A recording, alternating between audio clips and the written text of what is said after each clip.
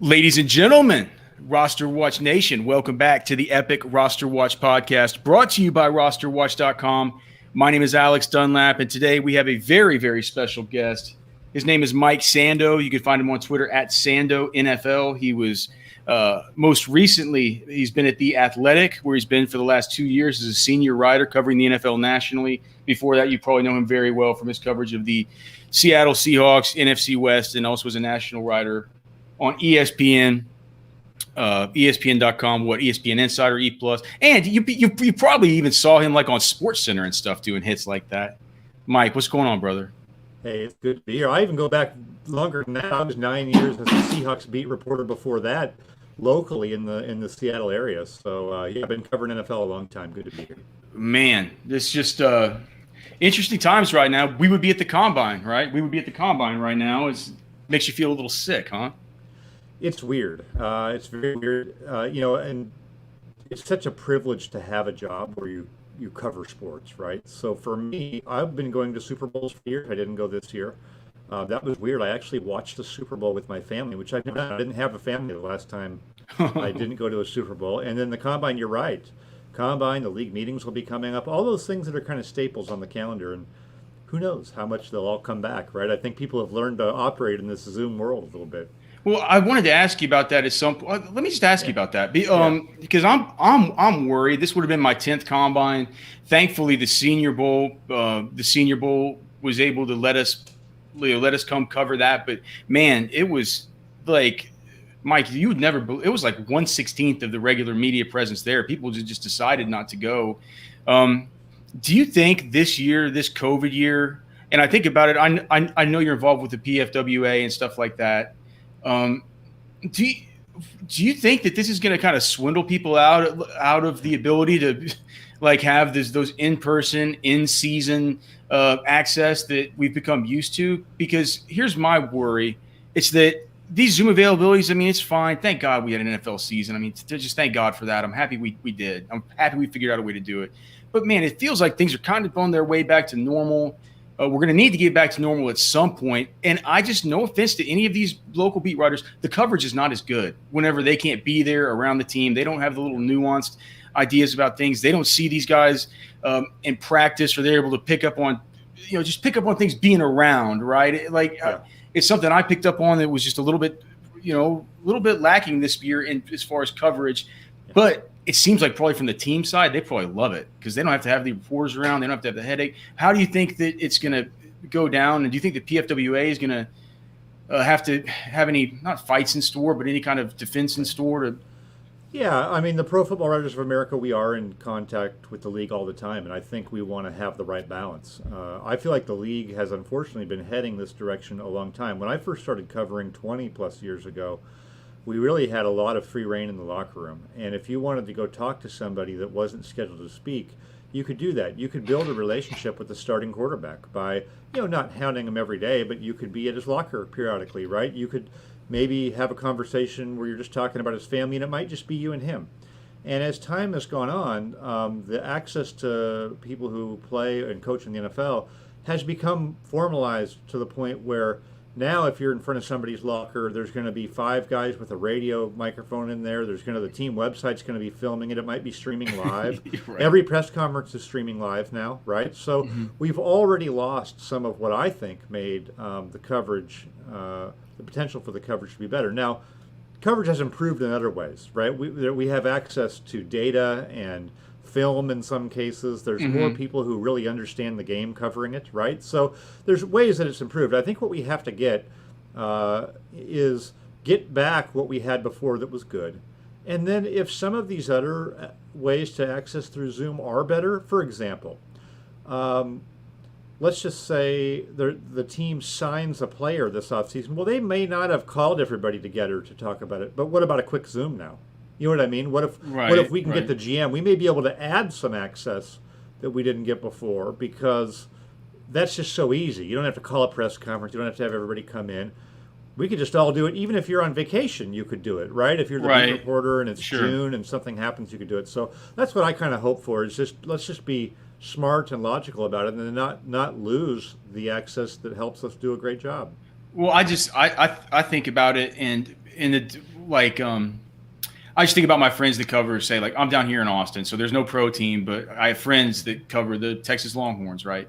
Who go in for availabilities and who, like a lot of us, man, who are observers or kind of cover the program or stuff like that. We live kind of out by the lake or in a suburban area that's farther away. It's kind of tough, man, to get into the city for the practices at 5 p.m. during rush hour. I think sometimes maybe a lot of these reporters might actually kind of like it, that they don't like it's. A lot of these city centers are expensive to live in. You got to live a little bit outside of them, especially if you got kids. You want to have a little bit of room, maybe live in a suburban community. It's like some of these commutes into these stadiums and stuff for these availabilities are like an hour. So I can understand how it could be convenient from the media side too. It just feels like, man, it just feels like people have a better grip on what's going on with the team when they're actually there around the guys. The more, I agree, and I want that access. The more that that access is limited, then the better off the really good reporters going to be who can get around it because of the relationships they have, the trust they've built, their ability to call people to figure out what's really going on.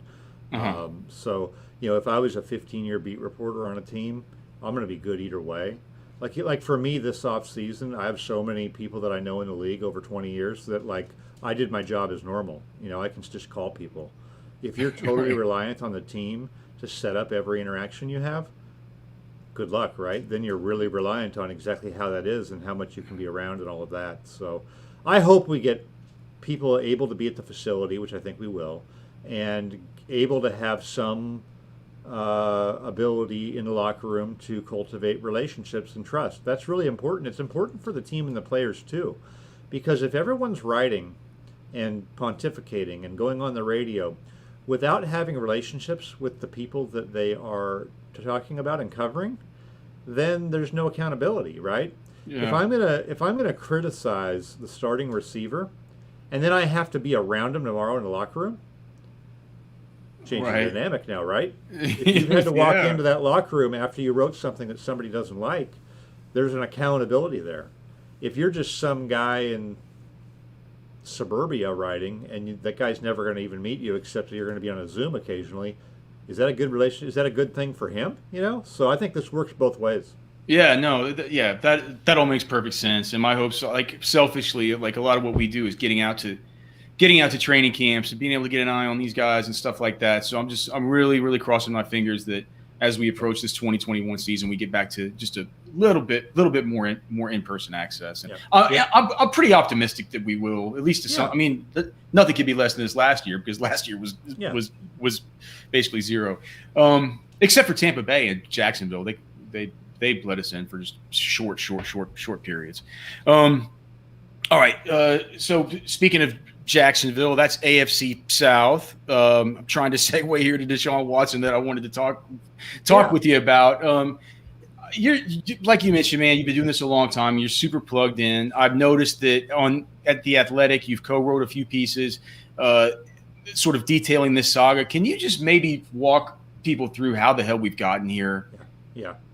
No doubt here at the finish line of where we are now, where Watson is estranged from the team and clearly wants to be traded, the two most important factors for that are the state of the team. They're terrible. Even though he played well, they couldn't win. And then this hiring cycle where he obviously thought that he was going to be more involved in just the spirit of that would be handled in a way that was respectful of him, and he felt like that didn't happen. So those two things are huge trigger points. I think those variables are probably the most important. But I do think you have to zoom out and just look at where the Texans are at from their owner dying, right? They had an owner who was pretty powerful, like him or not. Some of the things he said were pretty crass. Remember players, prison and asylum and all that stuff. Yep. But he was a seasoned owner of the team, and there was some stability there. So he dies, the son takes over. Now you've got someone who really hasn't done this before, right? And they knew they wanted a better culture, right? I mean,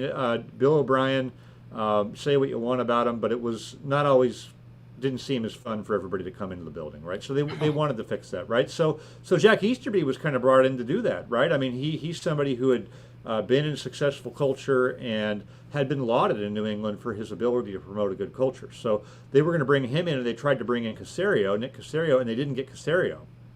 So now you got a little bit of a problem, and they promoted Easterby into roles that he shouldn't be in. They promote O'Brien to GM, and they make some really questionable moves, and they don't do a great job of explaining it. They lose. They fire O'Brien. Now, at about that time, they did re-sign Desean Watson, right? So he got a good contract. It wasn't like that was all fatal and enough to make him not want to be there. But now that he's been paid and they've continued to sort of, they continue to lose, the situation was handled poorly, now he's almost kind of empowered, right? Because he got that no trade clause. And I think you get a certain point here too where, okay, like if the team's not holding up their end, and I'm a player, and I'm not just a player, I'm Desean Watson. I'm a top 5 quarterback who's got to play for 10 or 15 more years. I want a say in how things are done, and if not, I want a say in where I play. So there's a little bit of a vulnerability with the team that maybe he is in a position to test. He may not be doing it if he felt like everything was going well, but he kind of feels like, hey, wait a minute. We were going to do A, B, and C, and now you're doing D, E, and F. You're kind of doubling down a little bit of the New England culture, right? And I think those things coming together now have got us here. And now we still don't know how serious he is, right? I mean, there's no way for him to prove that. He's not going to, like, lose money if he holds out next week or something, right? So that becomes the really interesting part. Like, what happens next? Because there's no way to know if Desean Watson's truly serious until the season. Are you going to wait that long? Well, I don't know what the hell I would do, and I don't know what the hell the Texans are going to do. How can you handicap what this cockamamie group of idiots has done? It's like it really is bad. But Casario's not an idiot. I mean, Casario's is known as a really good football guy, so he doesn't have to come in and do anything in that. But Casario has come in at a point wherever it's almost he's not to blame for what has happened before. Easterby seems like I don't know what good this guy is. I'm not sure what good this guy is. O'Brien was getting blamed for everything, and then they fired him, and then Easterby is getting blamed for everything, and who knows what's going to happen with Casario. But I think a lot of it has to go back to ownership, and how these things are handled. And is there a trust, right? Is there equity built up? Is Desean Watson going to trust the people that are there in charge? Would he trust Cal? I mean, maybe to some degree, but there's not a huge history there. Would he trust Easterby? It doesn't seem to. Is he going to trust Casario? Well, they haven't even met, right? So where do you get the trust and the credibility that you need to navigate a situation like this? Right. But I'm just saying, man. I think that for the reason they brought in Easterby, if he is this relationship guy, if he is this cultures guy, if he is this dude that is the spiritual force in the locker room that unites the players, gets them aligned with the rest of the sort of a conduit to the rest of the organization. He's not done, clearly he hasn't done a good job with that in Houston, because there's a clear disconnect for whatever reason. For whatever side that's on, he's supposed to be the conduit that makes sure that doesn't happen. So it feels like he's been a bit of a failure, and I think it's probably important to point out that it doesn't have to do with Casario, but what does have to do with Casario is what about what's your podcast? You have a new podcast. It's a great one, man. The football GM. We should plug that. Yeah, the football GM. Who's the ex-GM this one? I've only listened once. We got me and Randy Mueller. So Randy Mueller's a 2-time general manager. He's been executive of the year, and I go back to him when I covered the Seahawks in the 90s. He was there as sort of de facto GM of the team. In fact, he traded Rick Meyer for the 11th pick in the draft. So if you've done that, you must be pretty good at what you're doing. He traded Rick Meyer for 11th pick in the draft. All right, but so have you ever asked him on the pod, or just when you guys are talking or something? Like, how do you handle this if you're him? Like, is there a conversation to be had? And have you asked him about that? Oh yeah, absolutely. He's going to take more of a traditional management line on it. Of like, look, the guy's got time left on his deal. He'll show up when he wants to get paid. Where else is he going to play? Right? We can't let players just decide when they're under contract that they're going to leave or go play. So I think he would be inclined to wait him out and just be silent. You don't have to say much about it. You be respectful of Desean Watson. You say the right things. You mean them, but you don't just start entertaining trade offers because he says it, right? You're trying. Caserio's got, what did he get, a 6-year contract? I think it was, yeah. Well, was it 5 or 6? 5 or 6. He's got a long contract for a lot of Uh-huh. money, right? So he's in position to wait. He doesn't have to. He's not going to lose his job next week. Shoot, they haven't even fired Easterby. You would think they would have done that under this pressure, right? With everything that's been written and all the people that are, obviously, a lot of people who have left the building or been affected by Easterby haven't been afraid behind the scenes to fuel stories about him, right? Right. And so the owner has weathered that. He hasn't buckled on that. So if you're Caserio and you've got time, you may want Desean Watson there long term and think that long term you can figure this out. He may be upset now, but as long as you are completely professional to him and show yourself to be building the team in the right way, what's he going to do? Retire? Wait, no. and I know you don't have a crystal ball or anything, man. But do you have any like, you followed this closely? Do you have any gut feeling about what's going to happen? Well,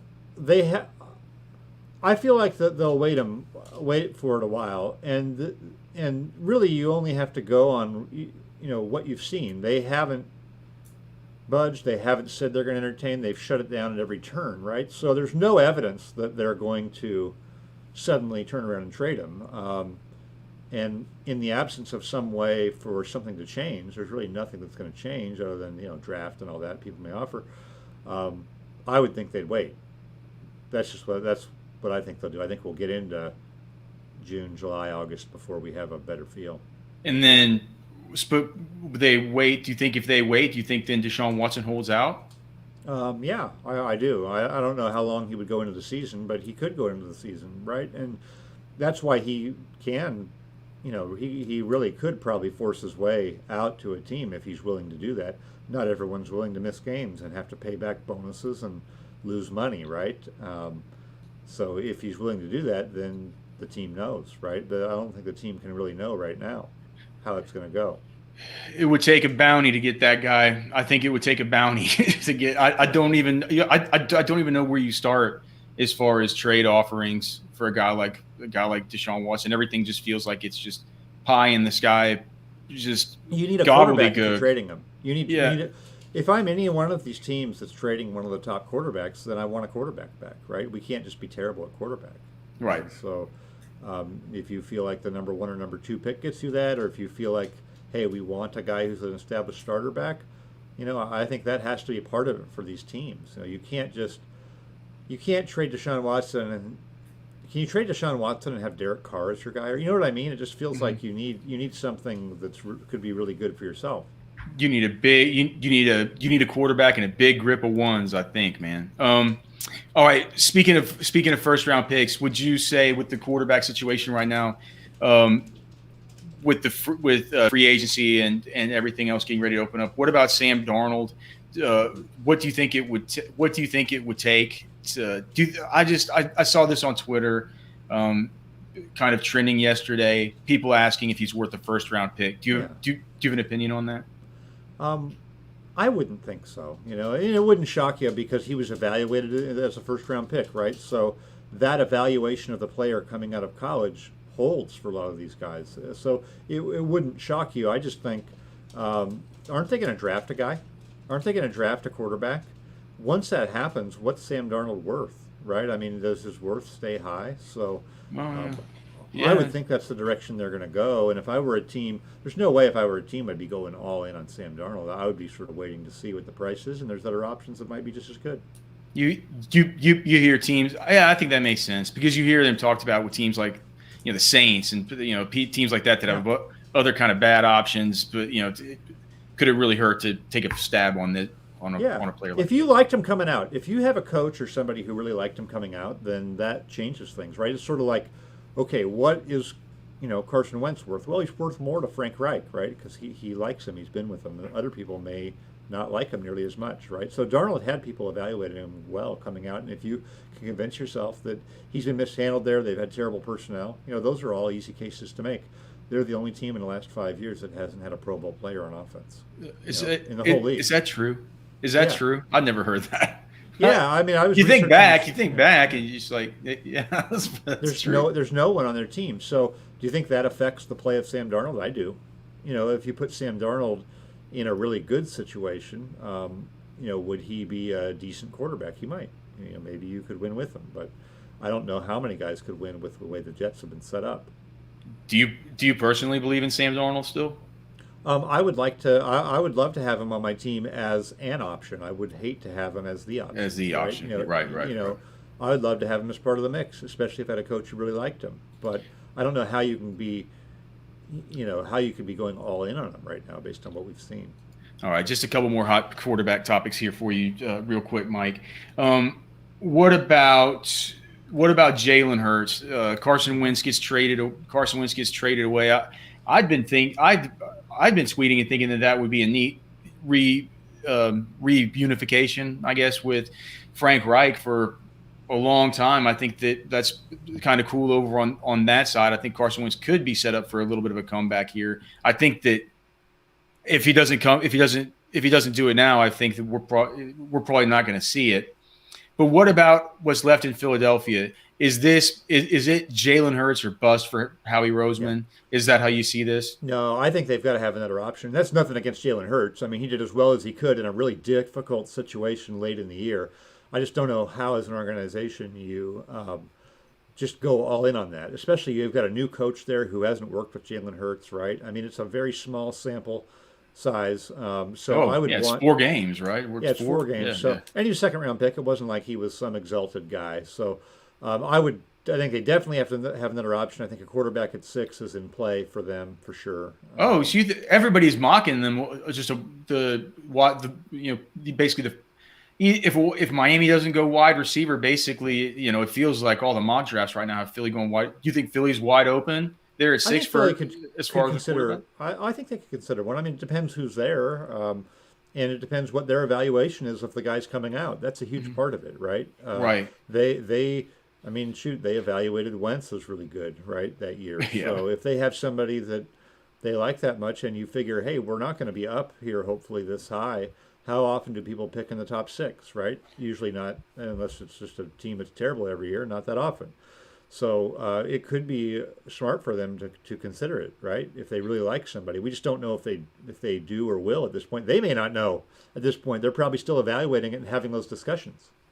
I was just thinking about it because I remember Howie Roseman saying that at the time of the 2016 NFL draft, that whenever they went to get Carson Wentz, they said they had not only evaluated this year's class, but their scouting department had also evaluated next year's class, and they'd come to the conclusion that he was among the best even of that class. And then that's just really bad looking back, because I'm looking at the 2017 draft and I'm reminded about Patrick Mahomes and the aforementioned Desean Watson and all the rest of these other guys, man. It's that's a tough scene. Do you think he's got a lot of wiggle room, man? Do you think he's got a lot of leash, like a lot of rope there with that job? It feels like he's made some kind of bad decisions.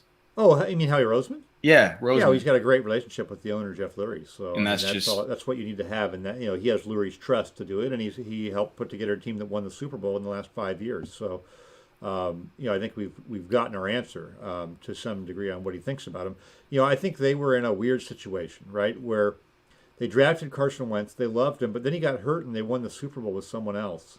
Yeah, that is a hard thing. It's weird. I always felt that's a weird thing. It was just never really right. And for them, they would take that. It was worth it to win the Super Bowl, but I always felt like it just made it weird for Carson Wentz and to ever be his team. Just think about that. It's I don't know what the comparison is, but it just never felt like he could overcome that, right? The best he could do was tie it. The best he could do is win a Super Bowl, right? And so I feel like this has just been a weird situation. And by the end, he didn't really want to be there. And I think that's a big component in why they made the trade, right? It just got sour enough and he didn't want to do it. And Philly's a tough place to play. And maybe he could never overcome the fact that they won a Super Bowl, but he didn't really want it. He got a ring, but he didn't really do it. And I always thought that was a factor in just what the future was going to be. He was going to have to play really well, and he didn't, and they fell apart around him, and here we are. What about the rookies from this? What about the rookies from this past year? What did you take away from what we saw out of Tua Tagovailoa? And do you think, looking back, the Dolphins just have to? Do you think the Dolphins just have to feel like they should have drafted Justin Herbert? I do. I think they have to feel that, and I remember coming into the draft, though, people, weren't sure on Herbert. So good for him, right? Yeah. I mean, he showed a lot, and maybe the evaluation process is flawed. I think it clearly is, but that doesn't mean the rest of us had it right either, Right. So, yeah, certainly after a year, you'd have to think Justin Herbert would be your choice over him, over Tua. Yeah, I think anybody